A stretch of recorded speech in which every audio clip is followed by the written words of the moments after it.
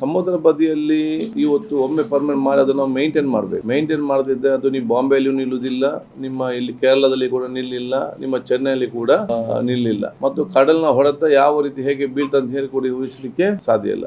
ನಾನು ಎಕ್ಸ್ಪರ್ಟ್ ಅಲ್ಲ, ಅದಕ್ಕೆ ಟೆಕ್ನಿಕಲ್ ಅವರಿದ್ದಾರೆ. ಟೆಕ್ನಿಕ್ ಒಂದೊಂದು ಸಮುದ್ರ ಮತ್ತು ಒಂದೊಂದು ಕಡೆ ಉಂಟಲ್ಲ, ಒಂದೊಂದು ರೀತಿ ಇರುತ್ತೆ. ಪಣಂಬೂರಿನಲ್ಲಿ ಇದ್ದಾಗೆ ಸಸಿತ್ಲಲ್ಲಿ ಸಮುದ್ರ ಇಲ್ಲ, ಸಸಿತ್ಲಲ್ಲಿ ಇದ್ದಾಗೆ ಉಳ್ಳಾಳದಲ್ಲಿ ಬೆಂಗರೆಯಲ್ಲಿ ಸಮುದ್ರ ಇಲ್ಲ, ಬೆಂಗರೆಯಲ್ಲಿ ಇದ್ದಾಗೆ ನಮ್ಮ ಕೋಟೆಪುರದಲ್ಲಿ ಇಲ್ಲ, ಕೋಟೆಪುರದಲ್ಲಿ ಇದ್ದಾಗೆ ನಿಮ್ಮ ಮೊಗೇರ್ಪಣ್ಣ, ಒಂದೊಂದು ಕಡೆಯಲ್ಲಿ ಒಂದೊಂದು ರೀತಿಯ ಹೊಡೆತ ಮತ್ತು ಅಲ್ಲಿಯ ಸಬ್ಜೆಕ್ಟೇ ಆವತ್ತಿನ ಕಾಲದಲ್ಲಿ ಬೇರೆ, ಇಲ್ಲಿಯ ಸಮಸ್ಯೆ ಬೇರೆ.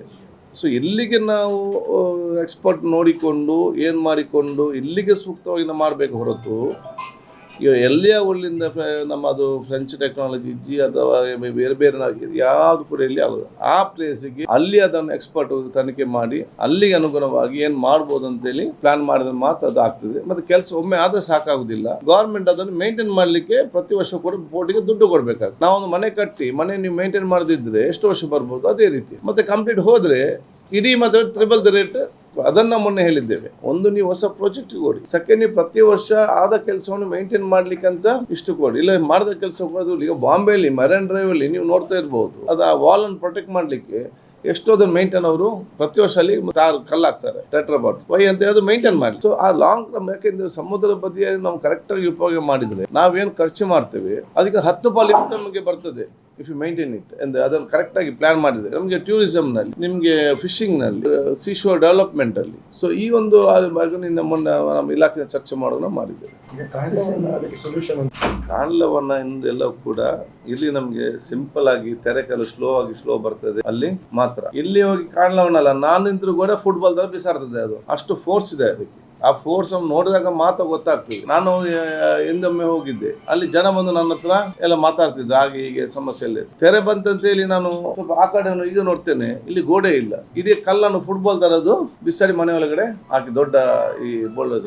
ಎಷ್ಟೋ ಟಿವಿ ಅವರ ಕ್ಯಾಮರಾ ಹೋಗಿ ಅದು ಎಲ್ಲ ಕಡೆಗೆ ಎಲ್ಲ ಸೂಟ್ ಆಗ್ತಂತಲ್ಲ. It's a prevention measure. Starting ದಲ್ಲೇ ಬರುವಂತ ವಿಚಾರ ಗೊತ್ತಾಗ್ತದೆ. ಈಗೇನಾಗಿದೆ, ಕೆಲವೊಂದು ಅನ್ಸೈಂಟಿಫಿಕ್ ಬ್ರೇಕ್ ವಾಟರ್ ಬೇರೆ ಬೇರೆ ಕಡೆ ಆದ ಕಾರಣ ಹಿಂದೆ ಅದು ಒಂದು ಕಡೆಗೆ ಅಕ್ಯುಮುಲೇಟ್ ಆಯ್ತು ಲ್ಯಾಂಡ್, ಇನ್ನೊಂದು ಕಡೆಗೆ ಕೊರತೆ ಆಗುದಂತ ಹೇಳಿದ್ರೆ ಏನು, ಇಲ್ಲಿರುವ ಸ್ಯಾಂಡ್ಗೆ ನಾವು ನೀರು ಬರ್ತದೆ, ಇಲ್ಲಿ ನೀರು ಬಂದಾಗ ಸ್ಯಾಂಡ್ ಅನ್ನು ತಗೊಂಡು ಹೋಗುದು ಸ್ವಾಭಾವಿಕ. ಸ್ಯಾಂಡ್ ಆ ಕಡೆ ಈ ಕಡೆ ಮುಂಚೆ ಹೋಗ್ತಾ ಇದೆ, ಎಷ್ಟು ಹೋಗ್ತದೆ ಮತ್ತು ಬರ್ತಾ ಇದೆ. ಈಗಾಗಿಲ್ಲ, ಇದು ಬಂದು ಸ್ಯಾಂಡ್ ತಗೊಂಡು ಹೋಗ್ತದೆ ಅಂಡ್ ಇಟ್ ಅಕ್ಯುಮುಲೇಟ್ಸ್ ಆ ಕಡೆ. ಇಲ್ಲಿ ಆಗುದಿಲ್ಲ. ಸೊ ಇಲ್ಲಿ ನಮಗೆ ಲ್ಯಾಂಡ್ ಖಾಲಿ ಆಯ್ತು, ಆ ಕಡೆಗೆ ಲ್ಯಾಂಡ್ ಜಾಸ್ತಿ ಆಯ್ತು. ಕೆಲವೊಂದು ನಮ್ಮ ಈ ಸೀಶೋರ್ ಅಲ್ಲಿ ಆಗುವಂತ ನಮ್ಮ ಪ್ರಕೃತಿ ವಿರುದ್ಧವಾಗಿರೋ ಡೆವಲಪ್ಮೆಂಟ್ಗಳು ಚೇಂಜ್ ದಿ ಸಿಸ್ಟಮ್ ಆಫ್ ಇದು. ಸೊ ಅಲ್ಲಿಗೆ ಹೋಗ್ತದೆ, ಇಲ್ಲಿಗೆ ಬರುದಿಲ್ಲ. ಅದರಿಂದಾಗಿ ಕೊರತೆ ಆಗುದು. ಅದು ಬಂದು ನೀವು ಹೋಗ್ತಾ ನಮಗೆ ಗೊತ್ತಾಗುದಿಲ್ಲ. ಅವ್ರ ಫೋರ್ಸ್ಗೆ ಬರ್ತದೆ, ಫುಲ್ ಮಾಡಿಕೊಂಡು ಹೋಗ್ತದೆ, ಫುಲ್ ಮಾಡಿಕೊಂಡು ಹೋಗ್ತದೆ. ಸ್ಲೋ ನಾವು ಎಷ್ಟೇ ದೊಡ್ಡ ಬಂಡೆಗಳು ಹಾಕಿದ್ರು ಕೂಡ ಆ ಗ್ಯಾಪ್ ಅಲ್ಲಿ ಬರ್ತದೆ, ಟೇಕ್ ಅಂಡ್ ಗೋ. ಅದು ಹೋಗೋ ಮೆಲ್ಲ ಇದು ಕಲ್ಲುಗಳೆಲ್ಲ ಒಳಗೆ ಹೋಗೋ ಪರಿಸ್ಥಿತಿ ಆಗ್ತದೆ. ಈಗ ನಾವು ಟೆಂಪರರಿ, ಲಾಸ್ಟ್ ಟೈಮ್ ನಾನು ಟೆಂಪರರಿ ಕೆಲಸ ಮಾಡಿಕೊಂಡು ಮನೆಗಳು ನಾಶ ಆಗದ ರೀತಿ ನಾವು ನೋಡಿದ್ದೇವೆ. ಅದರ ಮುಂಚೆ 4 years ನಾನು ಹಿಂದಿನ ಸರ್ಕಾರದಾಗ ಎಲ್ಲರಿಗೂ ಕೂಡ ಬಹಳಷ್ಟು ಮನೆ ಮತ್ತು ಸಜೆಷನ್ ಕೊಟ್ಟಿದ್ದೆ.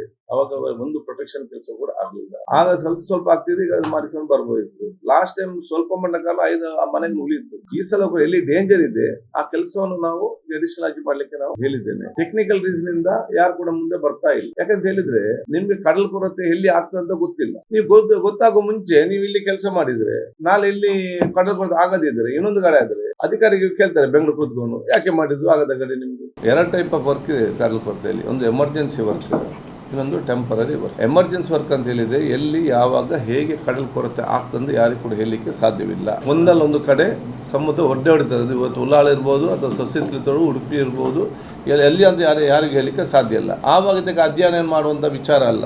ಆವಾಗ ಏನಂತ ಹೇಳಿದ್ರೆ ಎಮರ್ಜೆನ್ಸಿ ವರ್ಕಲ್ಲಿ ಮನೆಗಳು ಮತ್ತು ಪ್ರಾಣಿಗಳು ಮತ್ತು ಮನುಷ್ಯನು ರಕ್ಷಣೆ ಮಾಡೋದು ಕೆಲಸ ಆಗಬೇಕು. ಅದು ಜನ ಅಪೇಕ್ಷೆ ಪಡ್ತಾ ಇದ್ದಾರೆ. ಆಯ್ತು, ಮನೆ ಬೀರ್ಲಿ, ನೀವು ದೂರ ಹೋಗಿ ಅಂತ ಯಾರಿಗೂ ಹೇಳಲಿಕ್ಕೆ ಸಾಧ್ಯವಿಲ್ಲ. ಆಗ ಕೆಲಸ ಮಾಡಲೇಬೇಕು. ಎಮರ್ಜೆನ್ಸಿ ಕೆಲಸ ಮಾಡಬೇಕಾದ್ರೆ ಟೆಂಡರ್ ಏನು ಕರೀಲಿಕ್ಕೆ ಆಗ ಡಿಸಿಗೆ ಪವರ್ ಕೊಡಬೇಕು. ಅದಕ್ಕೆ ಕೇಳಿದ್ ನಾವು, ಡಿಸಿಗೆ ಪವರ್ ಕೊಡಿ. ಇಲ್ಲದೇನಾಗ್ತದೆ, ನಾವು ಮಂತ್ರಿಗಳು ಎಮ್ಮೆಗಳು ಹೋಗುದು ಡಿಸಿ ಹತ್ರ ಹೇಳುದು, ಅಲ್ಲಿ ಇನ್ಸ್ಪೆಕ್ಷನ್ ಮಾಡಿ ಅಲ್ಲಿ ಪ್ರೊಟೆಕ್ಷನ್ ಮಾಡಿ ಅಂತ. ಅವ್ರು ಬಂದು ಪೋರ್ಟ್ನವ್ರಿಗೆ ಸಜೆಷನ್ ಮಾಡುದು, ಪೋರ್ಟ್ನವ್ರು ಬಂದು ಲೈನ್ ಎಸ್ಟಿಮೇಟ್ DPR ಮಾಡುದು, ಅದಕ್ಕೆ DC ಅವರು ವರ್ಕ್ ಆರ್ಡರ್ ಕೊಡುದು.